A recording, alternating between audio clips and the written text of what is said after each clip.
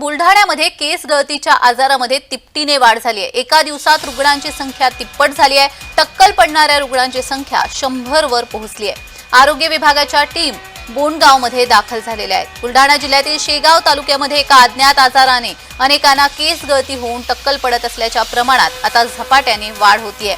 एकाच दिवसात तब्बल या रुग्णांच्या संख्येत तिपटीने वाढ झाली असून रुग्णसंख्या आता 100 वर जाऊन पोहोचलेली आहे। आरोग्य विभागाच्या वेगवेगळ्या टीम या गावामध्ये जाऊन या आजाराचा शोध घेत आहेत।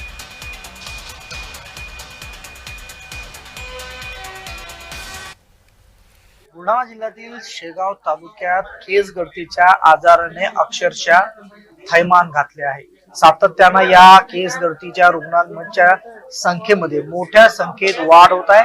नेमकं केस गळतीचं कारण जे आहे ते अद्याप काही हाती लागत नाही।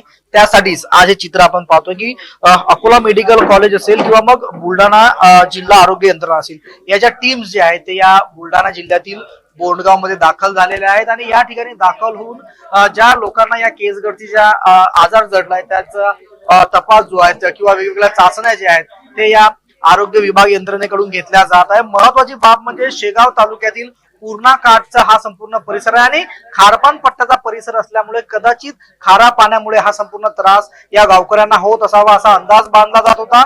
वापरण्याच्या पाण्याचे नमुने देखील घेण्यात आलेले आहेत आणि या पाण्याच्या नमुन्यामध्ये चक्क नायट्रेट सारखा विषारी घटक देखील आढळून आलेला आहे। त्यामुळे नेमकं नायट्रेटमुळे किंवा टीडेस देखील आढळून आलेला आहे वाढलेला। शेगाव तालुक्यातील पुढच्या टप्प्यामध्ये पौर्जिरा असेल किंवा कटोरा असेल या भागामध्ये हे रुग्ण मोठ्या संख्येने वाढलेले आहे। त्यामुळे नेमकं केस गळतीचं कारण काय आहे? टक्कल व्हायरस तर ह्या गावामध्ये आलेला नाहीये ना, असा एक प्रश्न सर्वसामान्यांना पडलाय। मात्र आरोग्य विभागाच्या टीम ज्या आहे त्या संपूर्ण या परिसरामध्ये दाखल झालेल्या आहेत। ज्यांना केस गळती होऊन टक्कल पडले त्यांचा या ठिकाणी आरोग्याची तपासणी देखील केली जाते आणि संपूर्ण वेगवेगळे नमुने जे आहेत ते आज घेतले जातील आणि त्या नमुन्याच्या चाचणी अंती नेमकं केस गळतीचं कारण जे आहे ते समोर येणार। मात्र या संपूर्ण परिस्थितीमध्ये गावकरी मात्र मोठे दहशतीत आलेले आहे। प्रफुल्ल खंडारे, जय महाराष्ट्र न्यूज, बुलढाणा।